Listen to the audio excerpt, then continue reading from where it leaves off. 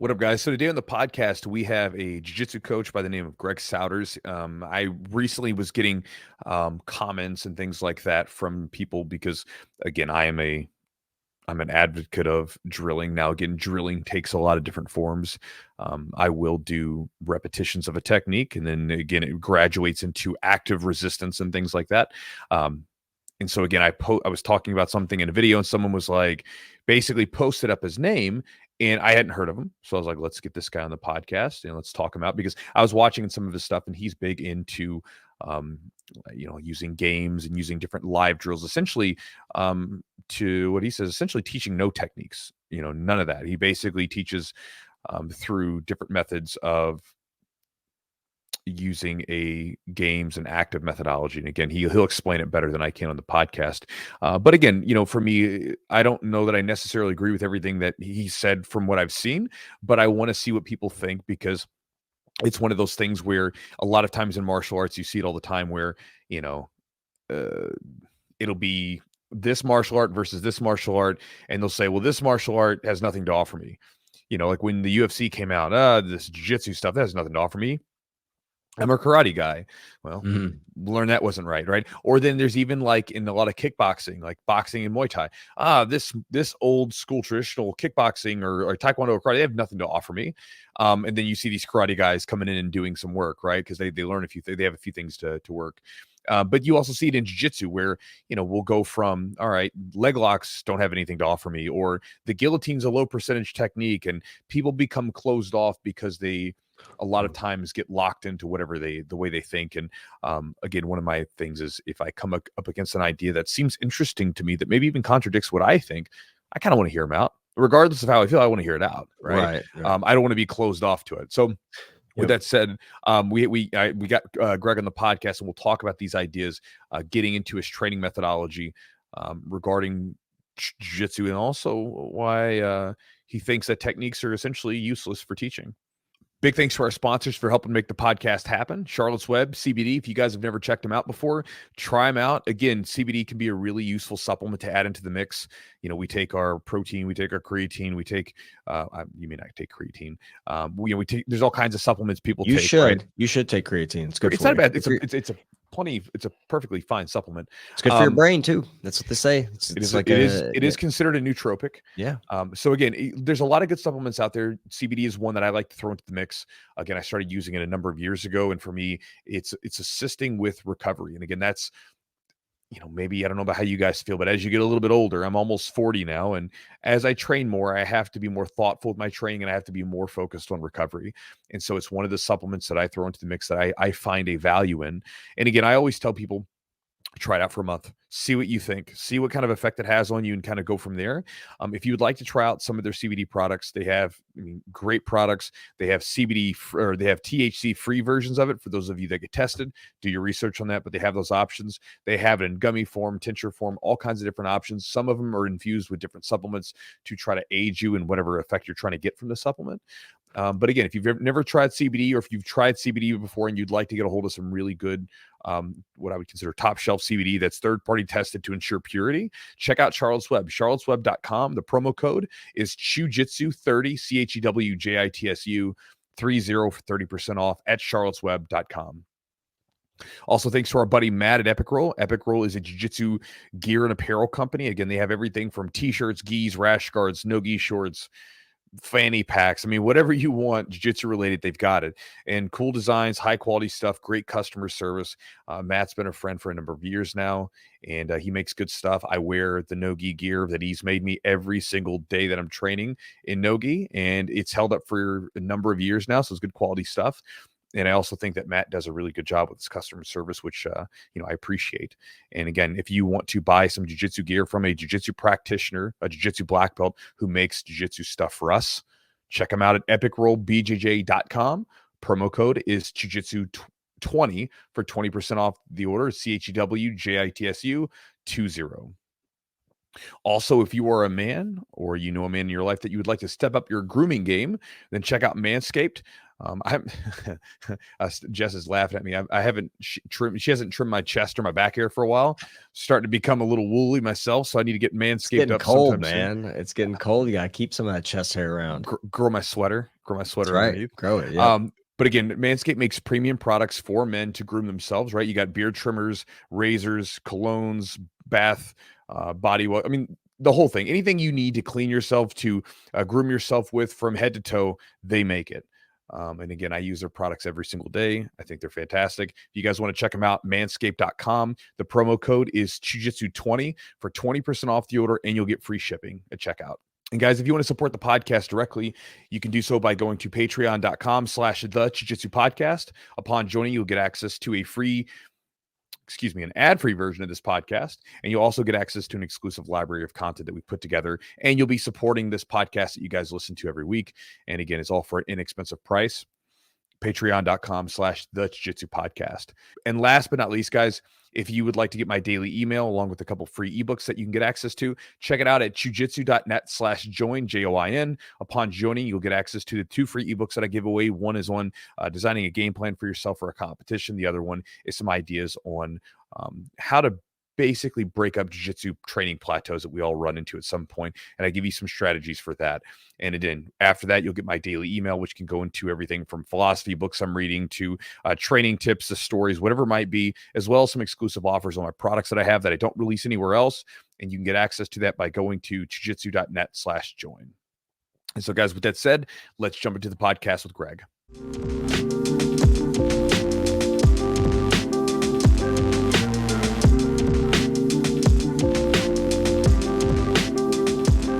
How did you get started training in jiu-jitsu? So 2004, I came into this random school near my house. It's in Gaithersburg, actually. It wasn't in Rockville. So still in Maryland, because I was interested in fighting in general, and I was looking for jiu-jitsu because I knew what it was. Yeah. I tried out the school, loved it right away, signed up right away, and I've literally been on the mats every day since. So that's how I got started. Now, when you got started back in 04, because I got started in 03, so similar time frame, was it like an actual like gym, or was it like, were you training in, say, like a small little space in like a big gym or a karate gym or something like that? So no, it was actually similar to what I have here. It was so we have these flex spaces that look like garages here in our area, and it was one of those. It was like huge, 30-foot ceilings, like 2 big garage spaces. Had like locker rooms, bathroom, office. So it was a nice spot. But yeah, no, it was back in the day. But this school was super successful because it started out right at the boom of the Ultimate Fighter. Yeah. So for example, 6 months in, I was doing the intro classes because I started working for the guy that I trained under originally, which was a man named Mike Moses. Uh-huh. And I was doing intro classes. I was doing like 15 or 20 intro classes a day, like 15 people, like every day would be walking through that door, brand new prospects. He went from like 100 students to like 500 students in a few months. Wow, that's intense. It was crazy. And then with your training, I've got to ask, because it sounded like we kind of, both you and I got into jiu-jitsu for the same reasons, for fighting. Did you end up going the MMA route at all? Did you do any fights? No mixed martial arts at all, other than just training it. So, okay. Like I said, the school I was at was it's called Evolve. It was ran by a guy named Mike Moses, who was a Team Lloyd Irvin affiliate. And that's I've heard of Mike before. Yeah, that's where I started my first, year or two of jiu-jitsu, and I was exposed to Lloyd very quickly. But anyway, I was doing a little bit of mixed martial arts at first. I was training Muay Thai and jiu-jitsu at the same time, and did a little bit of sparring there, but I didn't really enjoy it as much as I thought I would. I really fell in love with the grappling aspect. Mm-hmm. And then of course, when I got exposed to Lloyd, which was within like first few weeks of my training, because he was very heavily centered around competitive jiu-jitsu, he really caught my attention, and the way he ran his practice really caught my attention. So I went more towards the competitive jiu-jitsu aspect of things. Nice. Why jiu-jitsu? What drew you in? Is it the Ultimate Fighter itself that you saw? So I didn't know that jiu-jitsu was a thing by itself. I really thought that it was part of fighting. So I saw, the first thing I actually saw was Gracie in action. Yeah. Gracie in action. Oh, yeah. Dojo storming. And I thought that was the coolest thing. And I was like, yeah, man, that looks awesome. So I wanted to do that, but I know. So, and then I watched Pride, I watched the UFC. So I thought it was just this whole fight thing, And then when I first got exposed to it, I saw little kids grappling with gis on. And I was like, oh, what's that? And they were like, that's jiu-jitsu. And I was like, oh, okay. So I tried it, and I really like the sensations. I like the ideas. So, yeah. And you Very said that cool. training with Lloyd, like you said, you sort of caught your attention. What was it about the training, the style of training, the methodology of training, the environment of it? What caught your attention there? Well, first, honestly, it was actually Lloyd himself. So if you've ever met him, he's a very stoic and serious man, and for some reason, has this like personality that was attractive to me. He looked tough, he looked strong. He when he spoke, he sounded like he knew what he was talking about.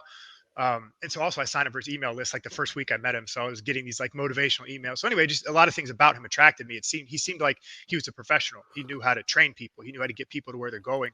He was all over Grappling Magazine. And so, Mike Fowler was popular at the time. So all that sort of garnered my attention. And it was like my second week of training.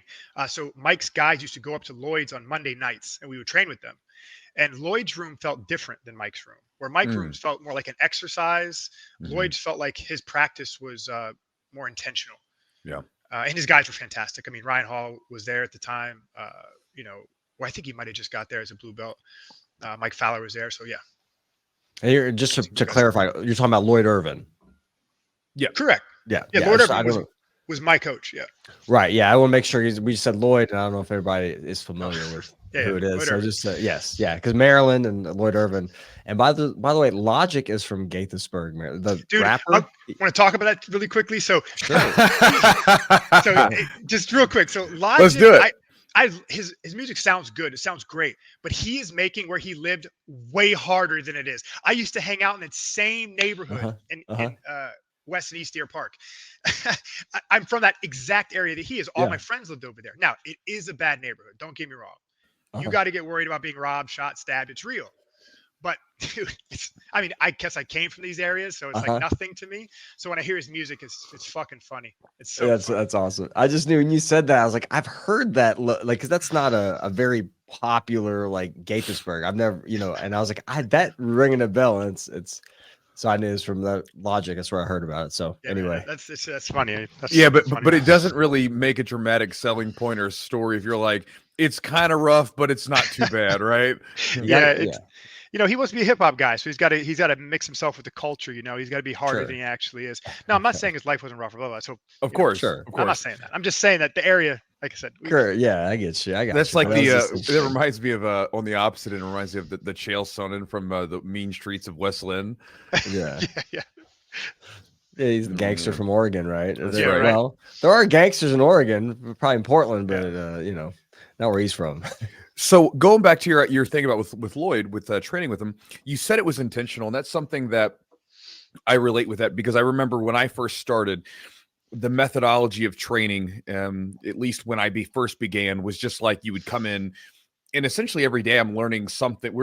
It's random. It's so random. It's like, hey guys, here's what we're doing today, and there's no connection to what we did previously, the last week, the last class, the last month, nothing. And we would, basically do we would drill it a couple times. I wouldn't even call it drilling, but we would basically learn the movement, do a couple repetitions, and then we'd move to the next move, and then we would just start full rolling. For sure. Right. And that was what I was exposed to in a lot of gyms. And then there were other gyms that I got exposed to where there was intentional practice.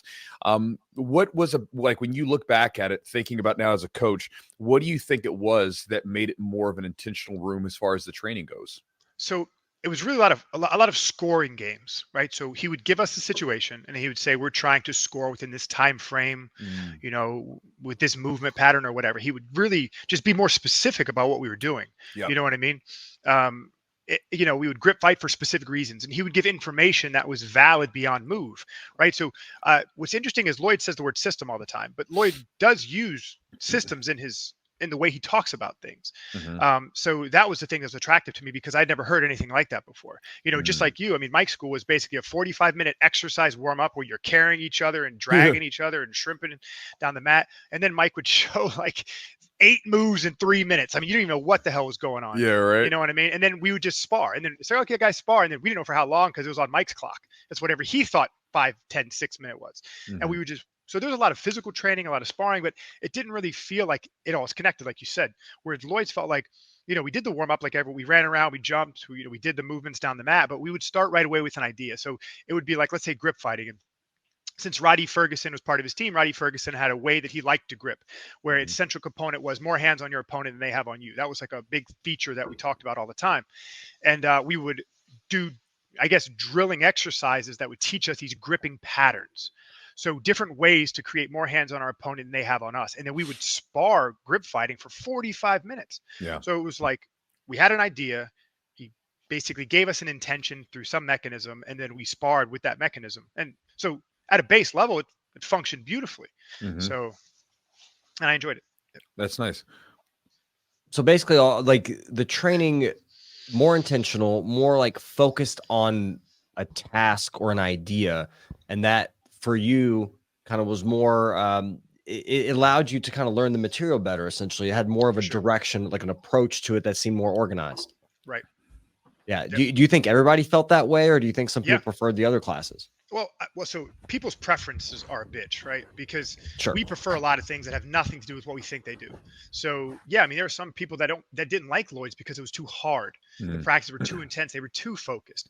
People wanted things spoon fed or explained to them, and that rarely was the case. I mean, we mostly did live training. I mean, there's a lot of drilling, but mostly live training. But again, a lot of people liked the explanation. You know, like one of my obsessions is to go on Instagram and look at all the live reels of the Jiu-Jitsu reels. And there's a common room you'll see over and over again. There'll be a bunch of out of shape people with their gis on, sitting around watching someone explain something to them. And those rooms are full. They're full, you know? So there is something to be said about people liking having things explained to them in a mechanistic way versus having them actually try to do it. Well, and that's what I was going to ask, because I know you have some, like, I hadn't seen your stuff before, and then some people messaged me, and then I looked at your stuff, and I was like, it's interesting ideas.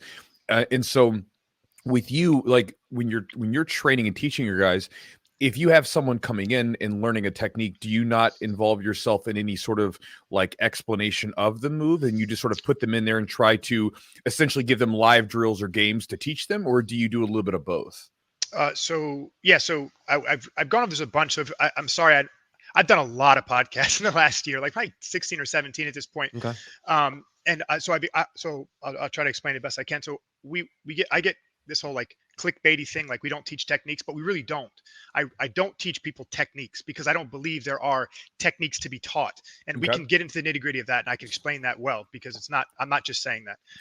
So what we do is we teach people how to grapple. We take the invariant features, or the features that never change in a specific situation or specific engagement, and we get our students intention and attention focused around that. So let's say, for example, we had the technique of an arm lock, which can be analytically defined as a specific technique. But that technique is, again, different every time. It's approached in many different ways by many different people. So it's not a set thing procedurally, but it's a set thing in definition. So if I want to teach this arm lock, how do I teach it? Well, you have to teach somebody how to hold somebody down. You have to teach people how to keep an arm that is isolated. You have to teach people how to separate hands. You have to teach people how to put an arm into extension. You have to teach them to negate resistances. So all of these things are features of an arm lock. So again, an arm lock as a technique only exists in its steady state as we define it, but it doesn't really exist procedurally as a thing that can be taught outside of the context in which it's used. So we teach the context in which things are used rather than the technique itself. So okay, let's talk about kind of your thinking, and this is called, I believe you've said it's called the ecological approach to learning. Is that correct? So freeze real quick. So the ecological approach is a scientific framework that was first sort of developed by a man named J.J. Gibson. The ecological approach is his explanation for hit the base of why people move, why people behave. And so you've kind of used this idea or this approach to learning, and you've kind of molded it or just adapted it or used it for jiu-jitsu essentially. I'm curious as to why you felt that was the best approach for you, or for how you've like even utilizing those ideas, and to kind of explain what it is first, and then kind of how you've incorporated into jiu-jitsu and what makes it so unique and in your opinion better. Okay, so the ecological approach is a scientific framework that's trying to describe why behavior happens, or what behavior is. The guy who coined that, J.J. Gibson, suggested that the information that we use to move ourselves around the world is direct, which means the environment offers us opportunities through action, and that he called those affordances. So that's information. So the information present in the environment that lets us act upon it, he called an affordance. So we as an acting agent perceive these affordances.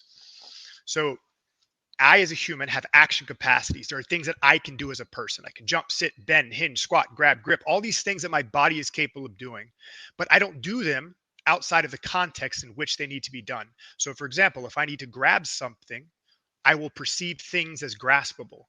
If I need to sit, I will perceive surfaces as sittable. If I want to move an object, I can perceive movability, liftability, right? So he's suggesting that behavior emerges through a relationship between the intentions of the acting agent and the information present for action in the environment in which they're acting. Okay. So this is what the science suggests. So over the last 70 years, there's been a whole scientific revolution to try to redescribe behavior under this framework. And there are many thinkers in this field who have pushed it forward through research and theoretical models. So I went about discovering what these were, researching them myself, reading about them myself, and then trying to apply it to jiu-jitsu. Now, the reason I feel like it's a superior method for designing practice is it because it has a better framework for explaining not only what behavior is, but why behavior is. Whereas the traditional approach is heavily based on what's called an information processing view of the world, which suggests that the behaving agent or the acting agent stores information in the brain, like in a software, like a hardware, creates a generalized motor program and uses that to make decisions. And then they make decisions based on what they store in their head, which is an old framework that hasn't held up to scrutiny in the way that we want it to. It doesn't explain all the phenomena and the mechanisms around why behavior emerges. Okay. So let me see if I'm following you. So for instance, let's say that in the old pattern, we would say because I understand to some degree, and I think I'm following here. Let's say that, in the old pattern, you would learn a particular movement, what we would call a technique, a particular movement pattern with your body, right? You have now recruited these different body parts, and now you have a motor pattern that you're running, and now you have a movement. And then the problem comes into, and this is something that like I've seen where, well, what happens when the person has a different response than what you've programmed for the person, and you don't understand the why as to why that's happening?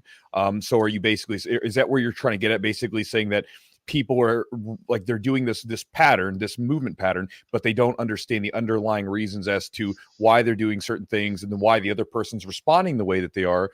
And then they're kind of, you're in a bad spot where now your movement pattern is no longer useful because now things have changed and you have no idea as to why this thing was supposed to work anyway. You just memorized a movement and that was it.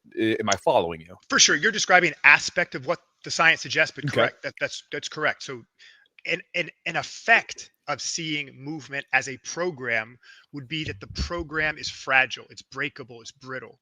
Meaning, if I programmed an action to be performed through repeating that action within a specific context, if there was changed in the context, that pre-programmed movement solution no longer functions because the context has now switched. So what we assume is that change or variability is constant. And so we want to attune ourselves to this change by focusing on what is invariant so we can adapt and become flexible to the changing environment or the variability within the context we're trying to perform these actions. And so, I mean, we can go right directly there if you want, but the idea is that when you compare these two methods, what you find is that the athletes that are programmed through rote memorization and rote repetition of movement are fragile movers. They're breakable movers, meaning if the context changes, their shit falls apart. And then if you have an athlete that was trained in an ecological way where they see the environment in real time as it's changing and learn how to respond to it by attuning themselves to specifying information, they are more flexible movers. They're more adaptable. They're less prone to perturbation or change. They can sort of think outside the box per se, because their skill is not connected to any box. So better able to account for essentially the different variables, that because not everybody's gonna push a certain way or give the same amount of force or even in the same way or in the same place. So you're basically, I think I'm getting it, and I'm curious as to how you teach this approach, which sure. we'll get into. The idea is that they can account, their body can not compensate, but they can make adjustments as necessary to still allow themselves to perform the technique, even when the variables are in flux. For sure. So let's talk. Let's just like a simple thing so we can see it a little more clearly in a jiu-jitsu context. We can use. I like using the knee cut because everybody knows what the knee cut is, and I bring this up all the time. But we can use any technique really. So the question is where is the knee cut? Is it just putting a knee through the guard in this shape and getting the underhook in this grip and finishing it this way, or is it before that, or is it after that, or is it during that? When can we start from an analytical view to define a knee cut? Because we know that there are preconditions that need to exist for something like a knee cut to emerge. So do we define it based on the conditions that are set as a precursor to the action, or is it defined by the aesthetic of the action itself? So if we're using a level of analysis to determine what somebody should do, where is the line of analysis? When do we start and when do we stop? How do we know what to tell our students if it's just a technique? As you guys have all experienced, as you watch out in the room, you don't just see guard passing as movements. You see a lot of stuff going on. You see forward and backwards movement. You see left and right movement. You see slipping and falling off balance and people pulling on your arms.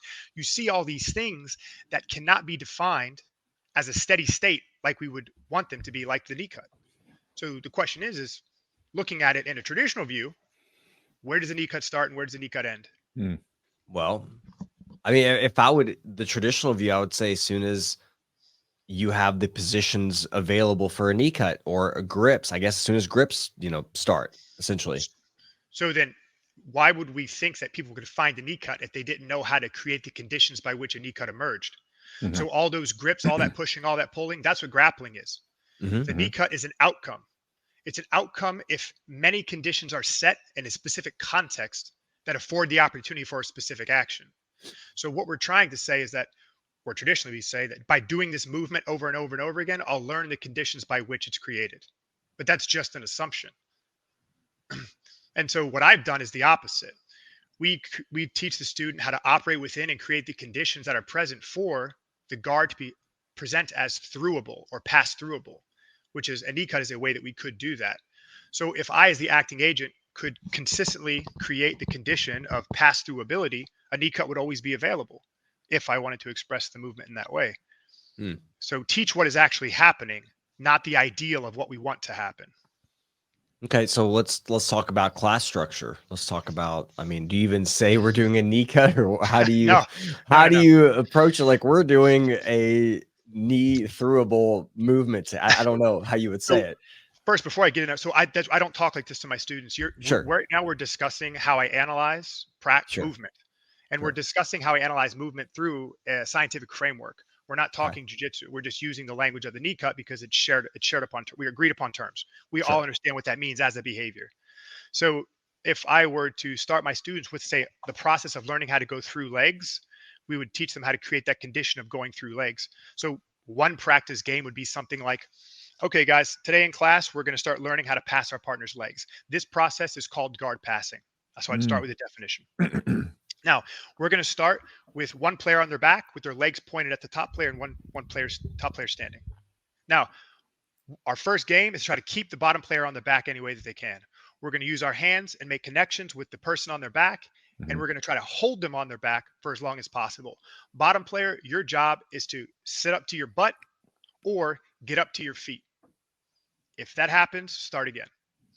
So now what the new player is starting to learn how to do right away is they're learning how to create a condition by which guards are more passable, which is putting someone on their back. So they're learning to experience that process right away, and they're starting to coordinate and develop the skills that would be required of them to perform that action, which in and of itself is a prerequisite for, let's say, the technique of knee cutting. So we don't jump right to technique because the condition of passability has not been achieved. So we can't teach someone to solve a problem that they have yet not faced. So we have to create the condition by which they'll face that problem and teach them how to operate through it. So game one, hold your partner on their back, stay on your feet. Bottom player, get back to your butt or return to your feet. If bottom player wins, start again. Okay. Then what's the progression of that? So let's talk kind of getting into or ending in a pass that by way of the knee cut. Okay. So everyone in the community now likes to talk about concepts. Concepts are the big rage word that everyone's like use. So the major concept, or one of the major concepts behind guard passing, is the idea of closeness. the closer that I can get to you, the more easily I can put my weight on your body or do things that I want from a top position with your body. So we have to understand what prevents closeness. And so what prevents closeness from the bottom player's perspective or the top player's perspective is points of contact. So first game would be hold bottom player on their back. Second game would try to be remove what's pushing on you. So we would give the top player the perspective of, all right, in this next game, guys, we're going to use our hands and our movement to keep our partner's feet off of us. As we keep our partner's feet off of us, we're going to try to get as close to our opponent as possible. And I would maybe give a line of demarcation, like the line of the knee, line of the hip, whatever. And I would have them try to perform these actions under live resistance of holding your partner down, keeping the feet off of you, and getting as close to your opponent as possible. Then that'd be the next progression. Get closer by removing feet. You know what I mean? We could even advance that. We could say, get closer by removing knees. Get close enough until you can put your chest on their chest. Get close enough until you can wrap your hands around their waist. And so you can progress it based on what you want your student to try to accomplish as it relates to the outcome you're searching for, which really should just be passing your opponent's legs, not knee cutting. Because knee cut is an aesthetic. It doesn't matter. If I could front flip over my partner's legs every time, damn sure I would. So... And then when you're going through these different progressions, so like when you're going through this, do you ever have a point where you are either making the students say, do something in a non-live format where this way it's like, hey, I need you to get the feel of this particular, like this angle in this body, the way that you're, because like, let's say if you're trying to direct them into a particular point, do you give them a little bit of time to essentially practice that movement in a slower fashion so they can tune into the feeling with it, so this way when they go through the live drilling and the live active the games that you're playing, that they can then basically go try to find that same feeling during that live conditions? And then are you also giving them corrections as they're going through and sort of giving them adjustments to their grips and things like that?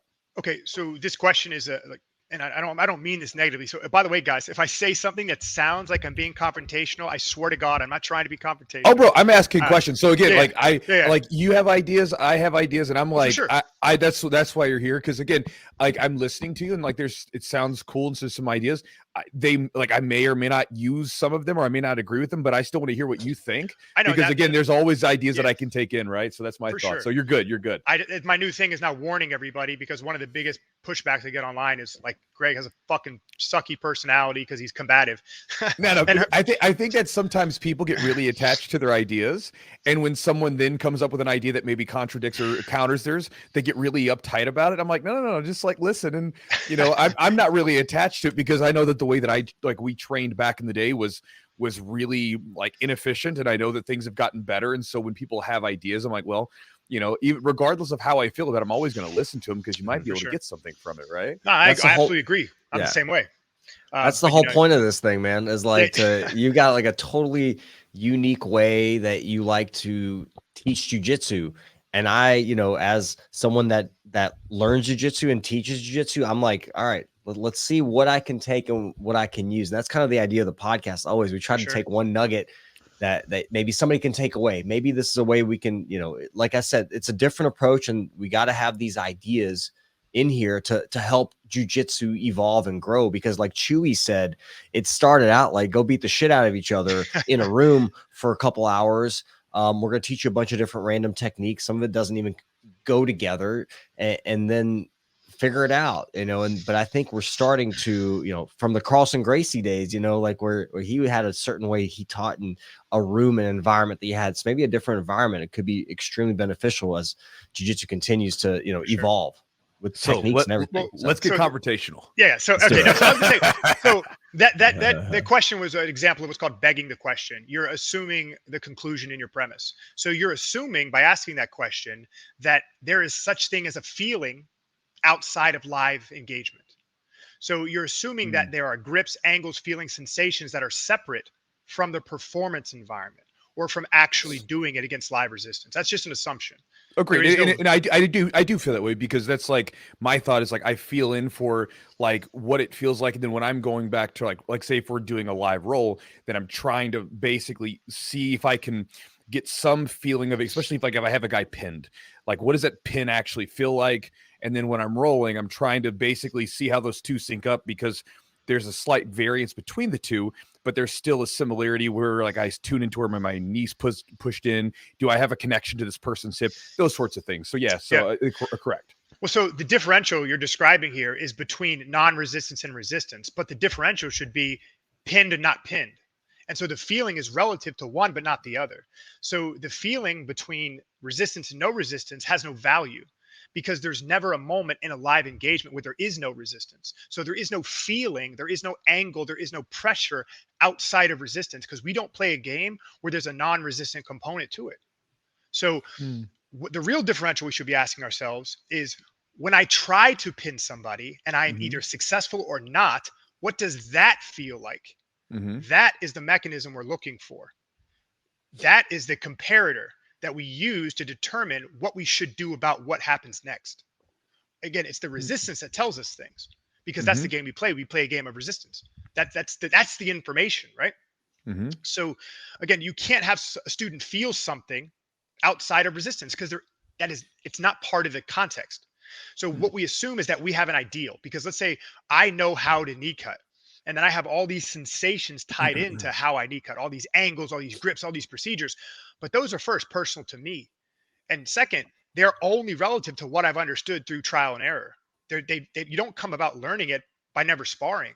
So why do we think that we can put someone in a non-sparring environment and teach them something that we learned through sparring? It's really backwards thinking. It's like we miss the forest because the trees are in the way. So my solution to this thing you're asking about is scaling. So we want to scale back the level of resistance so that students can experience something that would lead them towards a favorable outcome. Sure. And this might mean stay here and feel this while they try to stop you. It could be go from here to here. And how does this feel to you? But you need resistance as the measure of feeling. You can't gain it any other way. Now, I think the reason that we stay attached to our static stuff, our non-resistant stuff is because we are unsure historically as coaches on how to teach this shit. So what we're really doing, and I'm not saying this in a mean way, but we're showing our ignorance. We're saying we don't understand why stuff actually happens. So we're just going to kind of talk to you about what might happen, all these options, all these angles, and see if you can figure it out. But we wrongly assume that us telling our students explicitly this is the mechanism they use to figure it out. So either way, we got to figure this shit out, guys. But do we do it in the live environment? That's the information we're actually going to use to self-organize, or do we step back into this, lecture hall and talk about possibilities to a new student who's never touched a body? Oh, sure. I agree with that. I think that sometimes people can be a little bit overboard with, say, the passive form. Because I think, again, like as you said, the whole, no matter what, you're always trying to graduate into active forms of resistance. And again, you need to have it do it in such a way so that as you're scaling this up, that person has a chance to actually get a feeling for what it feels like to be successful. Because if they don't know what it feels like to be successful, then when you eventually go to like a live full roll, they're not going to be able to find where they're supposed to be. So I agree with that. I still find that, like I said, and this could be just difference of opinion. I like the idea, even for me personally, I like doing not much. It doesn't have to be like, I'm not going to sit there and have to do like an hour of doing the technique in a slow manner or whatever. But I do find even when I'm learning something new, I enjoy being able to sit there and sort of tune in, try to, as I'm in the position, think about what's going on, and then go into like live variations of that same position, like you said, adding in resistance and different forms as it might be. Well, I'm not suggesting that we don't do that at all. Like that is actually part of our processes. So let's say we're teaching something that is low in variability, or it's almost so low in variability that it's invariant, meaning you have to do it this way. There are submissions are very close to the most invariant thing that we can do because there are not many. So if I'm in a typical arm lock breaking position that I've achieved from the mounted position, like where I got one leg over your head, one leg under your armpits, I've got the arm I want to break. There are not many ways to do that. So there are a few things I have to do. I have to hold you down with my legs. I have to stay as close to your shoulder as possible to maximize immobility. And I have to separate your arm from anything that can defend it from being straightened, all while resisting your or immobilizing your resistance against being held there. So that really never changes in its macro structure. Now it changes in angle and moment and timing and slipperiness and all that. but the macro structure never really changes. So if we're trying to teach a student a specific invariant type technique, which I consider submissions to be one of them, we just put them in that situation to help them understand what it is, because it doesn't change that much. It's as low variability as we can get. And so in that sense, now they have like a framework. Oh, I can hold people down and straighten their arms. Now they have a new perspective. This exists. And now they've developed some context because they've tried to do it. And now we can find different ways to get them there or put them there so they can find that successful outcome.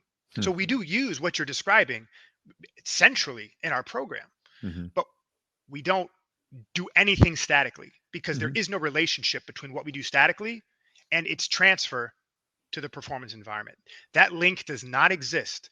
It doesn't exist anywhere. We only think it does because it has emotional appeal, and mostly because none of us have done it a different way.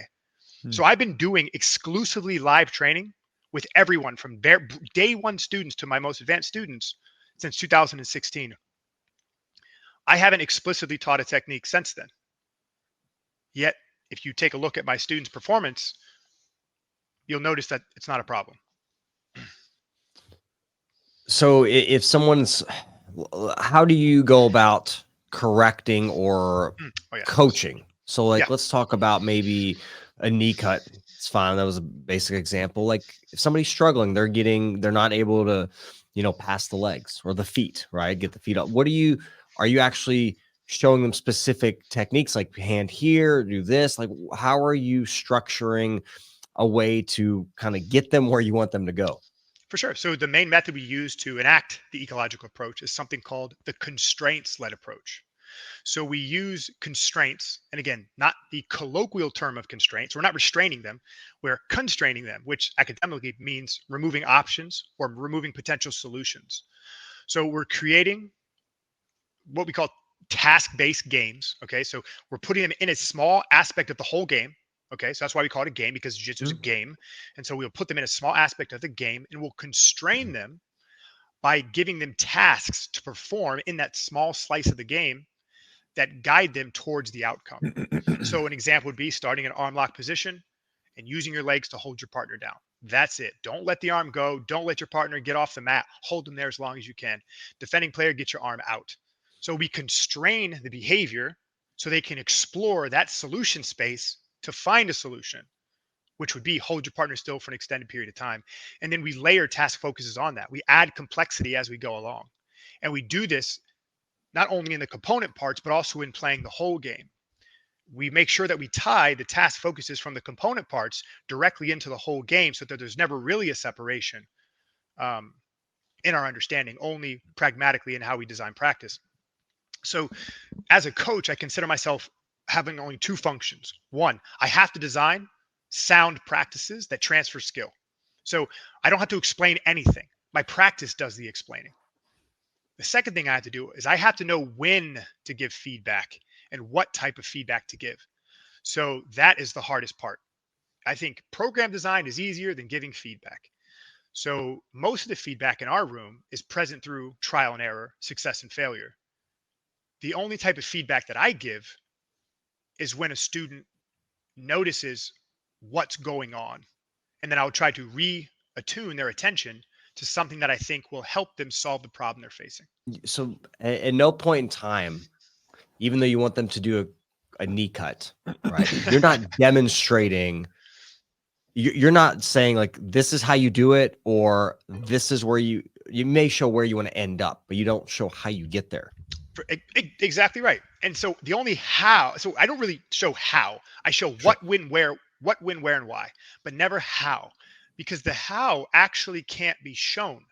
So even when you show a knee cut, that's not really showing how, because I guarantee you can do this tonight in your practice. Show your student a knee cut and say, go try the knee cut. It's going to look nothing like you just showed. And some of them won't even go in that direction. Some people will fall to their knees, or turn left, or turn right. They'll do anything but what you just showed them. And then what will we say as coaches? Oh, you weren't paying attention.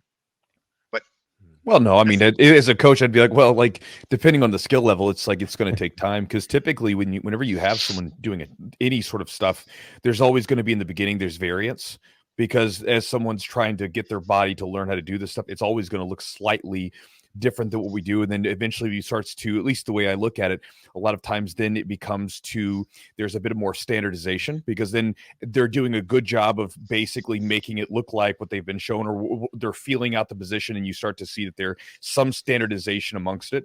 And then after a certain point, the person starts to get like the variance emerges again, because now they've gotten the basic down, or whatever the fundamental point is down, that then they're like, well, I can do it this way. What happens if I do this? And they start to explore their own options and start to go down their own path. Yeah.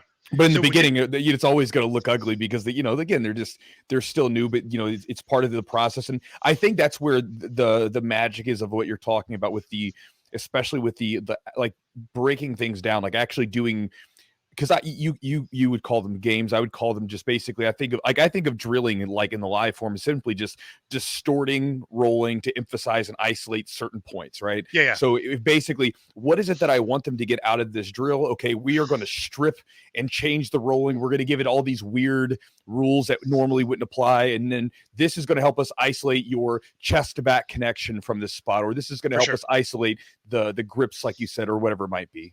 Yeah. So that's what the constraint-led approach is as a method. You basically constrain the environment, or constrain the task, or constrain the individual to try to guide the emergent quality of behavior. It's a tool, right? And so, well, you come from wrestling, right, Chew? You come from wrestling? Mm-hmm. Mm-hmm. Yeah. So in wrestling, they call that drilling. So in wrestling, when they say drill, they don't mean the same thing as a jiu-jitsu guy. A jiu-jitsu guy, when they think of drilling, they literally mean static repetition. Like Kerry Colott is in our area. He teaches over here at the Naval Academy. Mm-hmm. And one of my guys here went to his coaching seminar they had for like dads who coach their kids or whatever. And he said, Kerry, like, you believe in drilling, right? He's like, oh yeah, we drill all the time. 80% of our stuff is drilling. And then the dad was like, so you have a partner stand there and you repeat double legs? And Kerry's like, no, that's crap. That doesn't work. And he's like, that's not drilling. He's like, if it's not live, it doesn't work. So the man himself, like even in other sport, so he understands clearly that static drilling produces no effect in skill. But they use the word drilling to mean something else.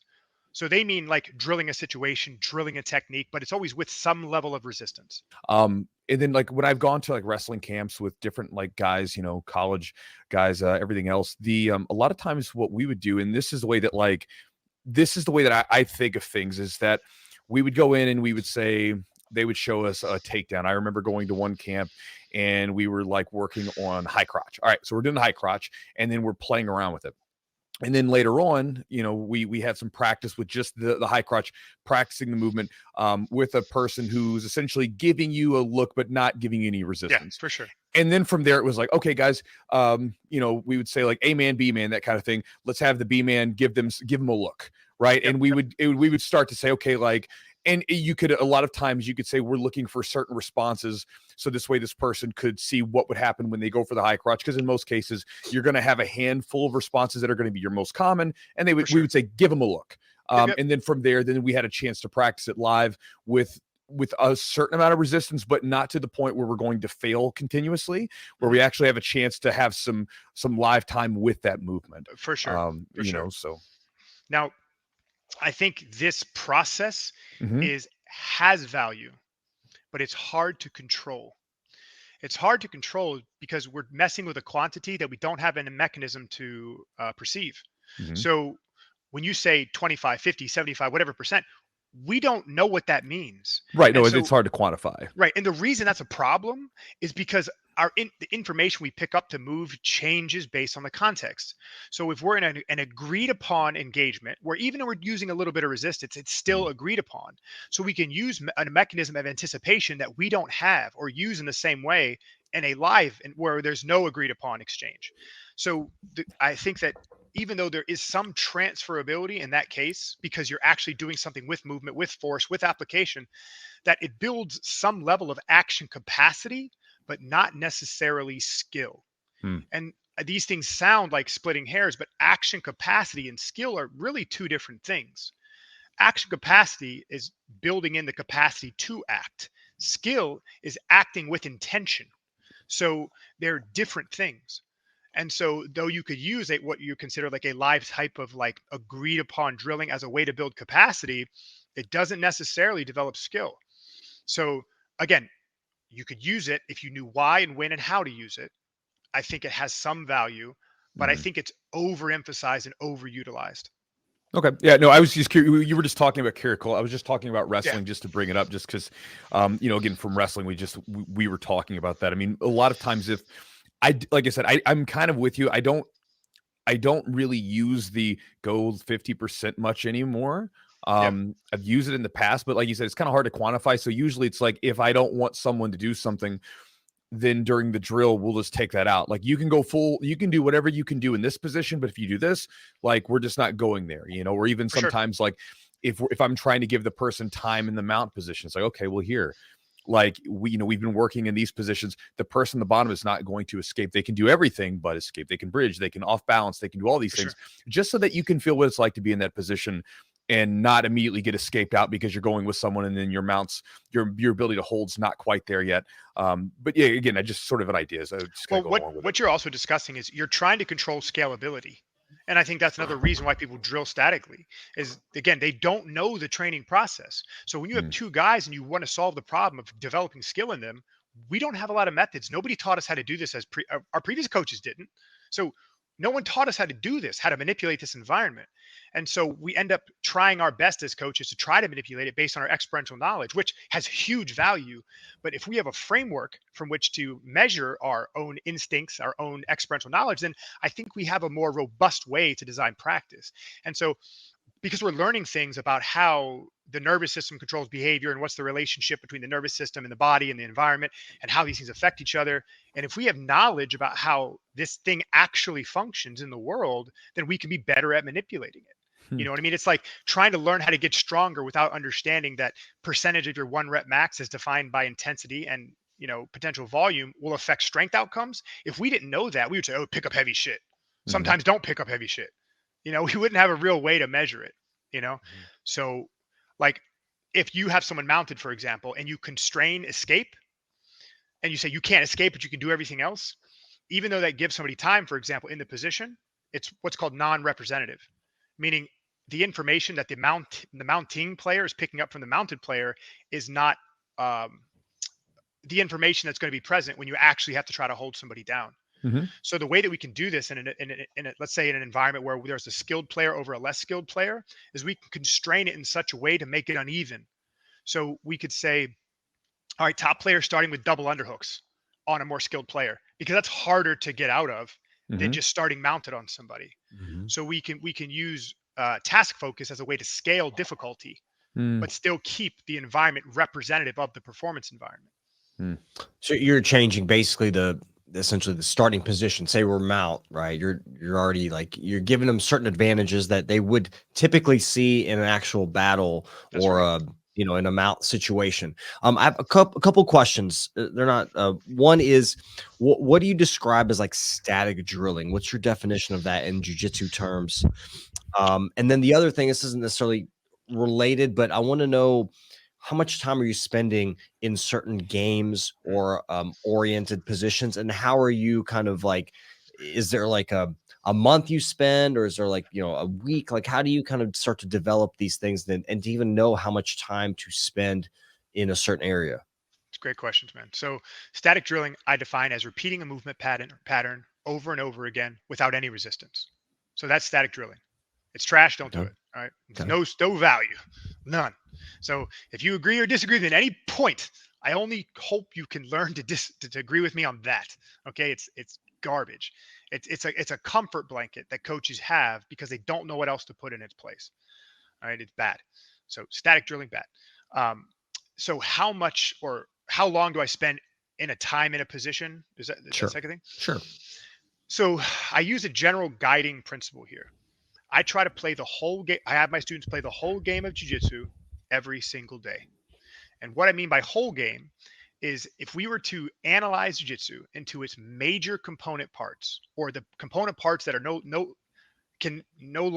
can't be further uh, divided, we would say there's the standing engagement. This is everything that happens on the feet.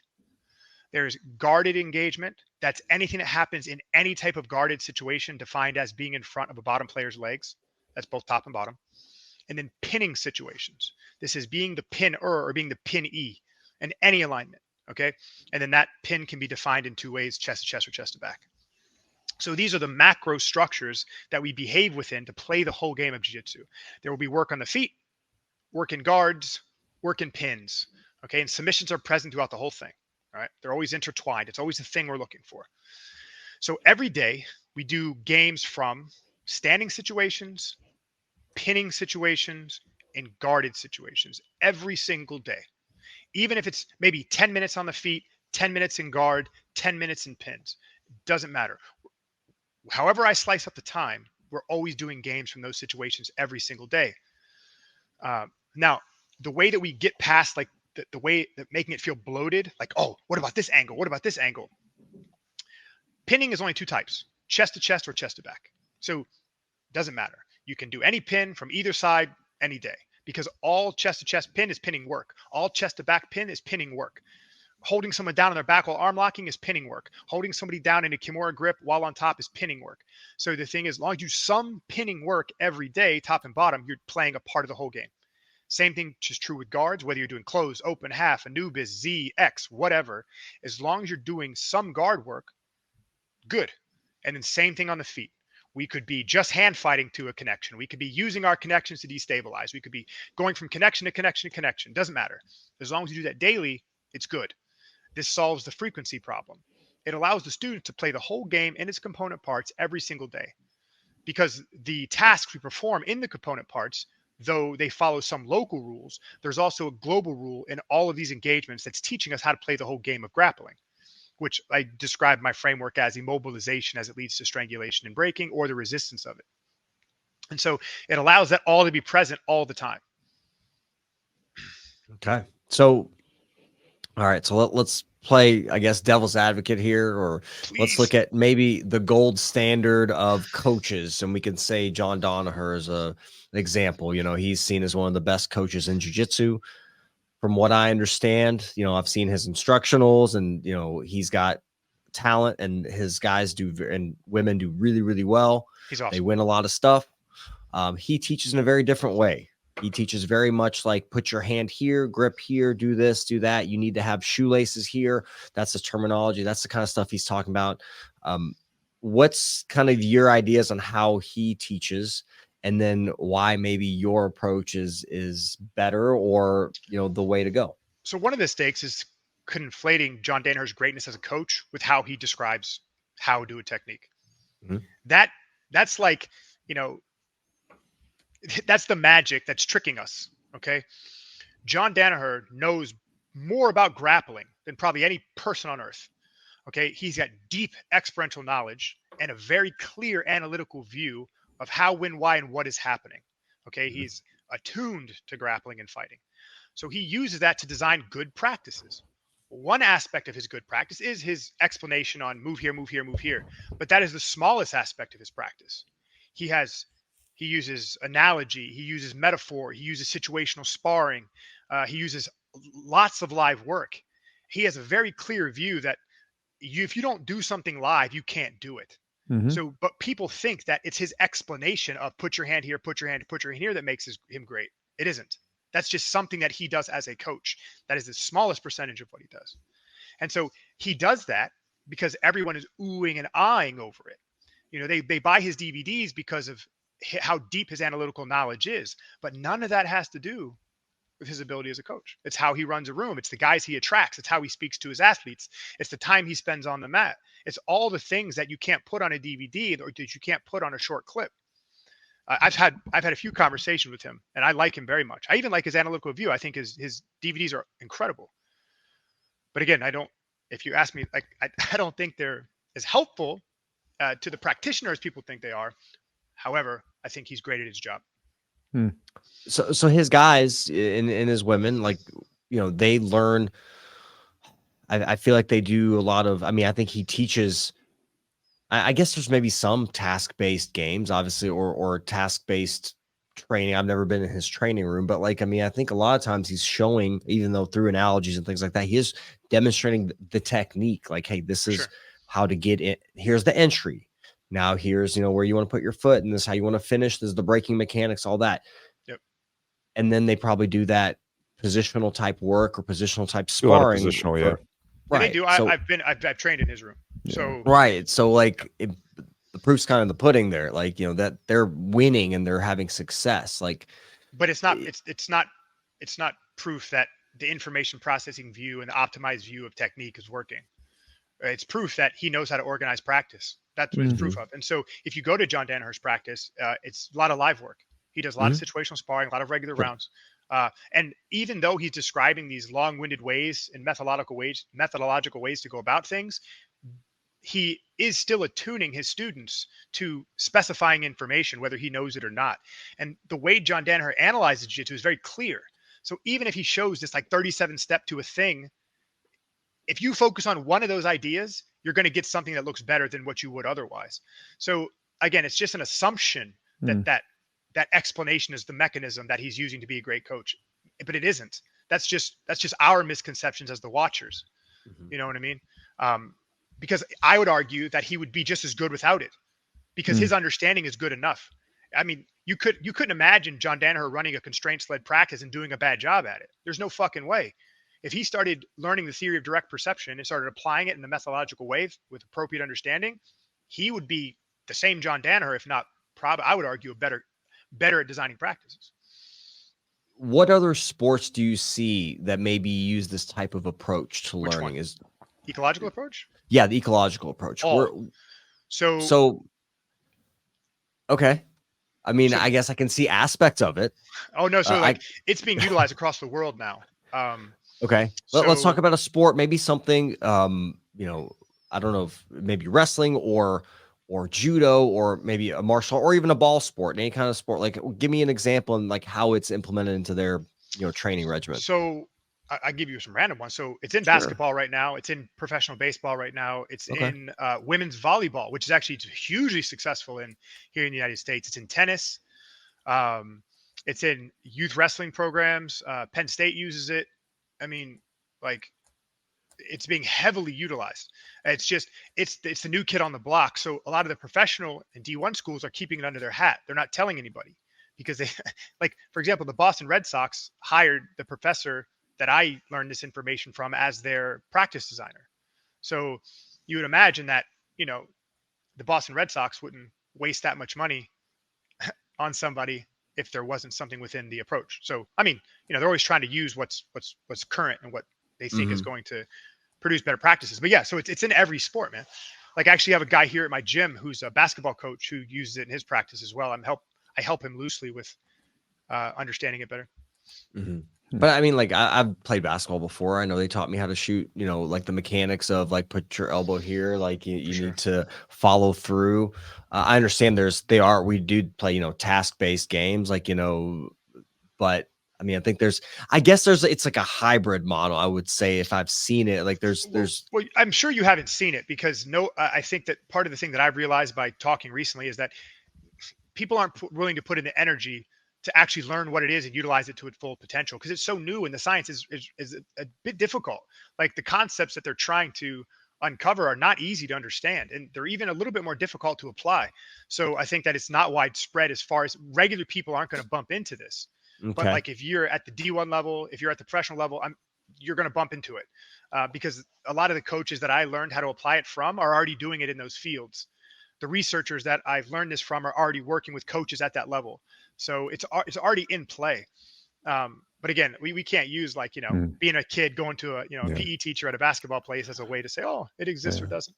Now, Mm. as time goes on, do you think that this will represent a basically kind of like the way that we think of people and their styles? Everybody in jiu-jitsu, you know, you take you know, a handful of champions, and there may be similar things that they use, but then across the board, they each have their own styles, their own preferences.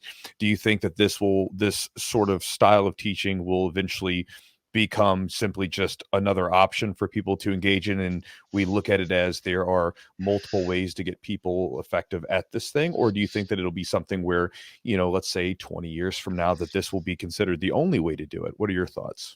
So in a general scientific framework way, I think that it's currently the most robust model for describing why behavior emerges. So I think in that sense, it can no longer be ignored because it explains the certain phenomena in behavior that other models do not explain.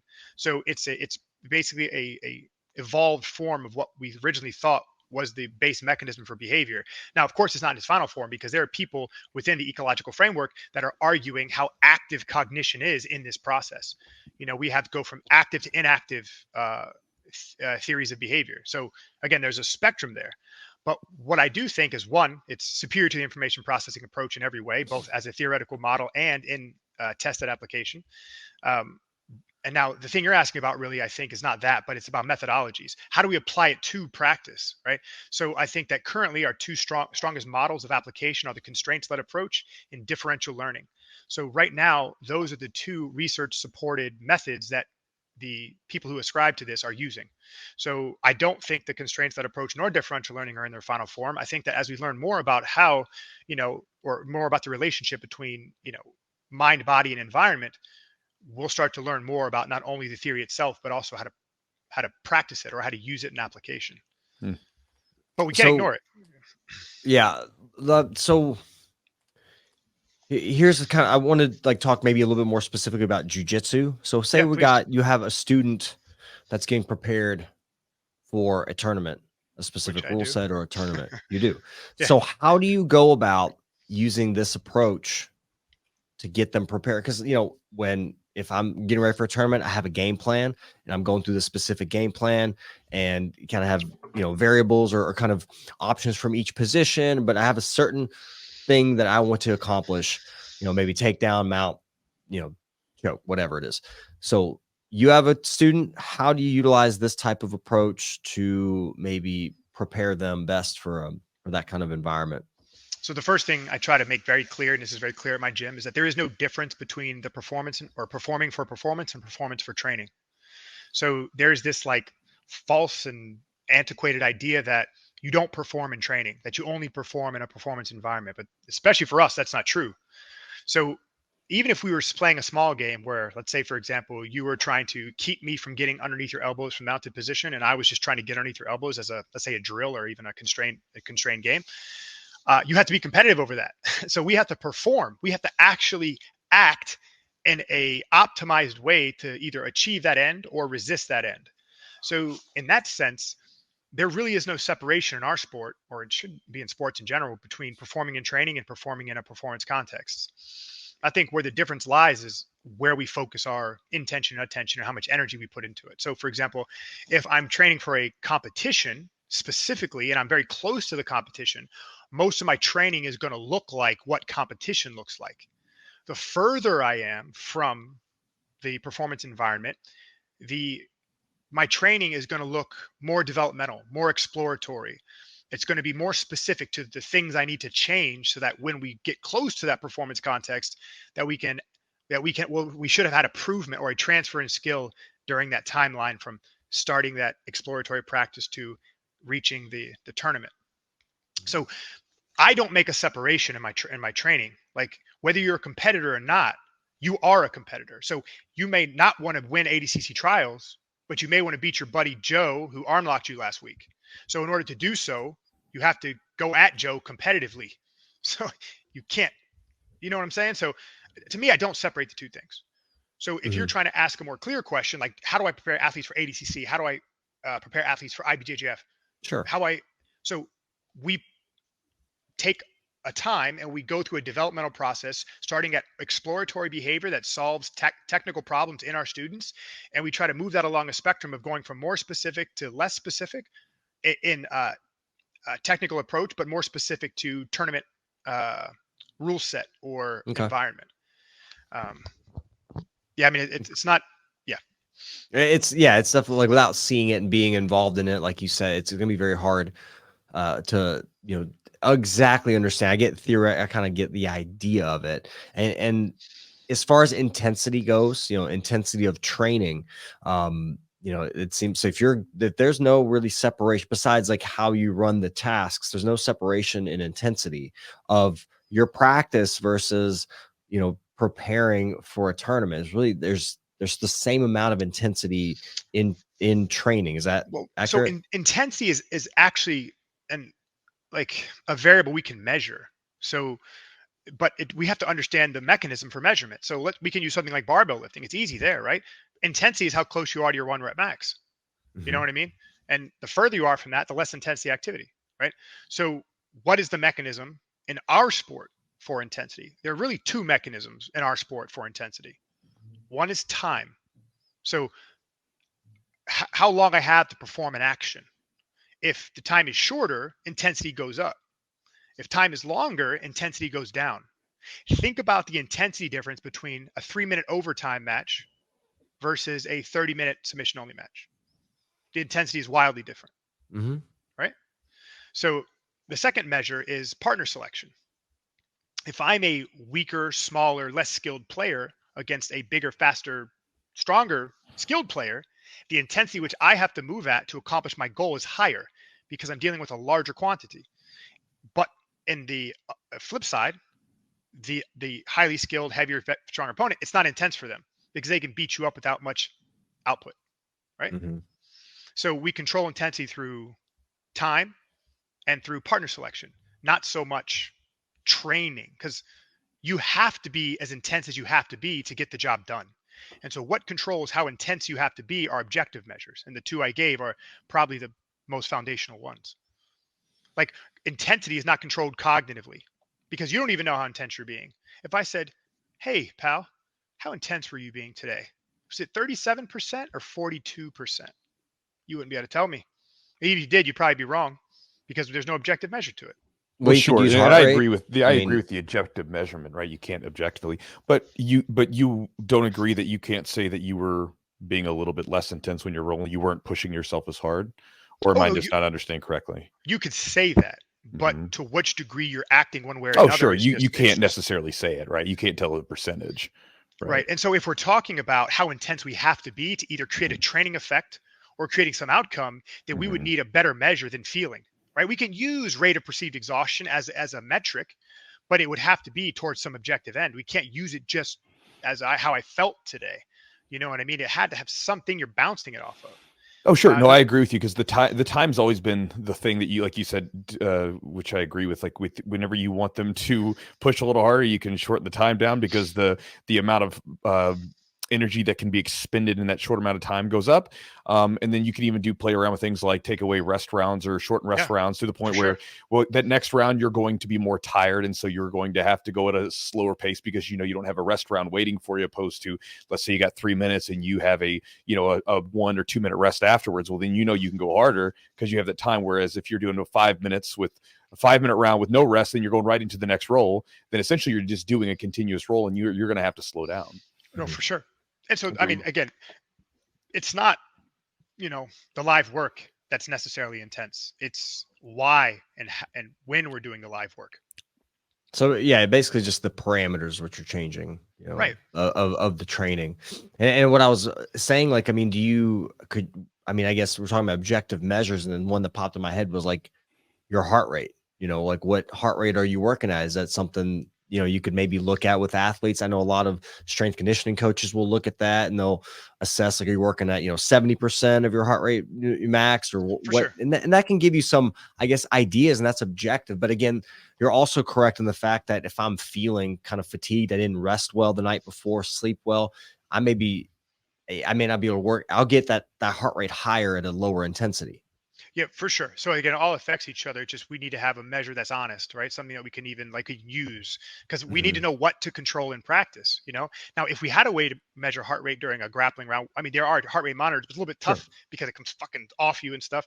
Like we tried, it's difficult.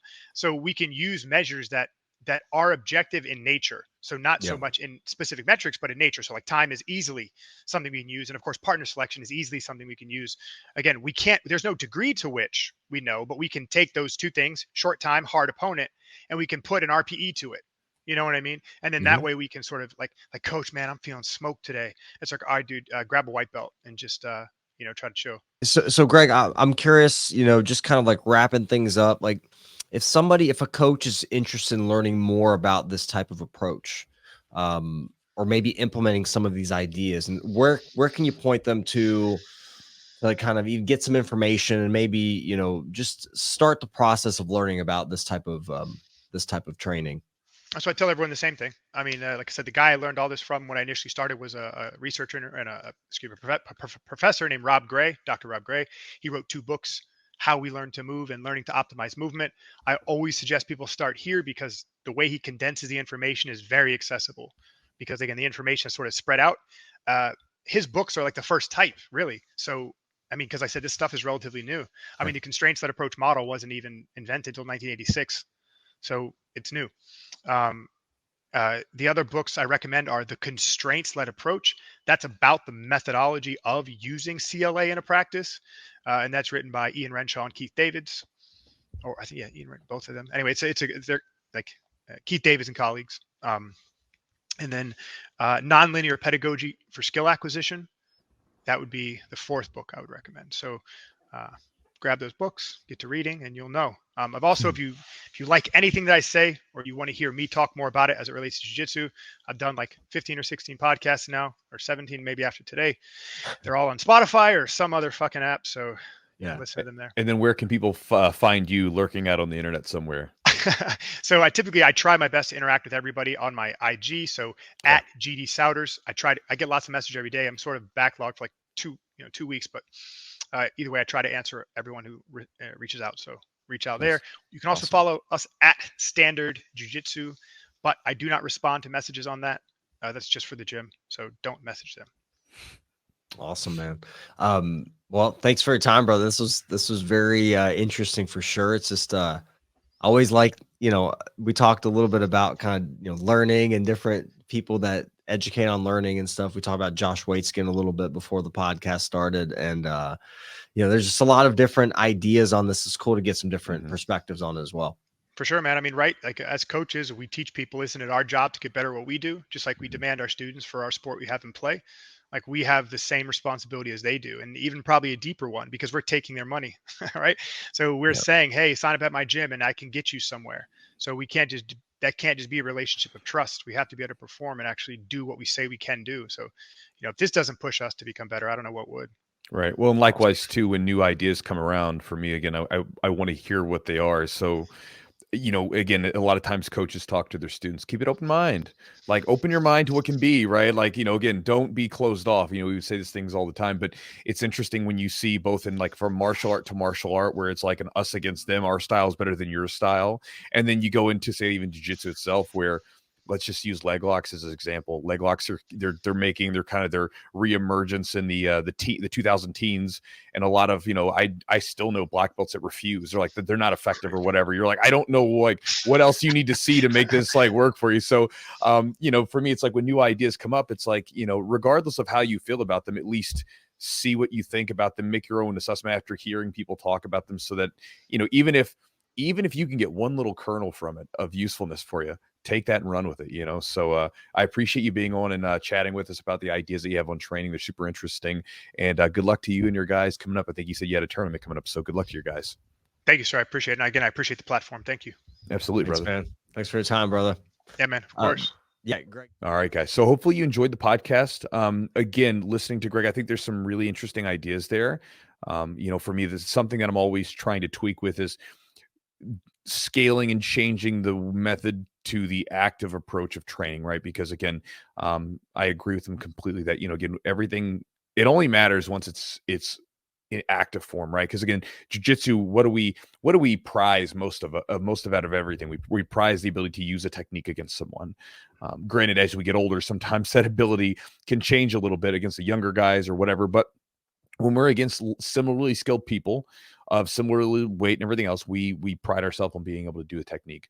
I still don't know that I agree completely, at least from my own experience of that drilling and that doing repetitions of a technique or practicing it under like non-live conditions has no value. I don't necessarily agree with that, but I could also see a point where we could say sometimes people value it too much. But again, it's like one of those things where I just, for me personally, I find value in it even to this day, where taking a technique, and it can also be a great way for, at least for me, and this is just me sort of talking off topic or talking about it off the top of my head. I've had a lot of value in it, like where, again, if I'm injured, sometimes I can't roll. I can't go like live sometimes, but it's a way for me to sharpen certain things and of my game. And again, I noticed it from even a cardio aspect. It's a way for me to get a little bit of cardio if I'm doing it to where, again, but I consider that even if we start speeding up the process and I have someone giving me some sort of look, it allows me then to, you know, develop some ability with resistance, light resistance, to do a technique. That's what Brandon and I did when we were going to Worlds last year. You know, we were coming in and we had our game plan set, and we would come in and immediately start getting our reps in, and we would go for an hour back and forth, and we would typically end with a few 5-minute rounds of hand fighting, like full on hand fighting. But we were focusing a lot on getting repetitions, and what was interesting is the techniques that we worked on. We hit our techniques of the competition. You know what I mean? Yeah. So again, I think there's value to it, but I think it's going to be interesting to see, you know, if there is some new emerging styles of training, what that'll bring to the mix, and to see how it changes the way that we train. Yeah, and I think we're so used to a certain type of learning, which is probably why we learn that way, because we're conditioned to learn in a certain way. That's like the way we've learned jiu-jitsu from day one. I think there's value to, you know, being kind of open-minded and hearing people out and looking at different perspectives and different styles. And that, like I said, you may not capture everyone. You may capture some people that learn better in one way versus another. I think for me, like, I need to do more research on it. And I'm curious, you know, to go in and look at, maybe read a book or two that he suggested, just to get a better understanding of this approach. Cause I don't think I quite understand it as well. Just because it's very foreign and it's very like different. But I know the way I prefer to learn, you know, is seeing a technique, repping, drilling a technique, then speeding up, obviously, you know, how quickly, and then the resistance, ramping up the resistance that maybe my opponent gives and things like that, which is, I guess, kind of the way that he talked about maybe, but I don't know. It's different. I think there's value to some of the ways that he's, you know, sharing, the learning process. And, but, you know, I think we all just, it's good to think about different perspectives, I guess. And so thanks for him being on. I think it's something for us to think about and kind of see where it goes as well. Yeah, we'll see. Like I said, see where it goes. But again, if you guys want to check out the stuff, he gave us information earlier, and hopefully you guys enjoyed the podcast, got some ideas from it. Again, big thanks to our sponsors for helping make the podcast happen. Charlotte's Web CBD. You can check them out at charlottesweb.com, and you can get 30% off right now if you use the promo code Chewjitsu30 at checkout. So again, that's a new code that we have. That's a good deal off, right? 30% is a big deal. 30% off at charlottesweb.com is the promo code. Check them out. If you guys want to get some new jiu-jitsu gear or t-shirts, apparel, whatever it might be, go to epicrollbjj.com. Chewjitsu20 is the code for 20% off the order. Again, rash guards, gis, shorts, whatever you want. Jiu-Jitsu20 at checkout. Also, guys, manscaped.com is a sponsor, as you guys probably know. So again, if you've got a beard or if you got some body hair that you need to trim off and you're a guy, they've got amazing products to do it. They also have amazing products to smell good and wash yourself, clean yourself, whatever you got to do. Manscaped.com is the website. Jiu-Jitsu20 is the checkout code. So again, you go at the end, Jiu-Jitsu20 for checkout. That's 20% off the order and free shipping. If you guys want to support the podcast directly, you can do so by going to patreon.com/the Jiu-Jitsu podcast. Get access to an ad-free version of this podcast, as well as the exclusive library that we have waiting for you for an inexpensive price. And last but not least, guys, if you want to get the daily email that I send out to people, you can get it at jiujitsu.net/join. Upon joining, you'll get access to some exclusive content that I give away for free and also receive my daily email. And hope you guys enjoy it. So again, guys, thank you so much for being on the podcast today, and we'll talk to you next time.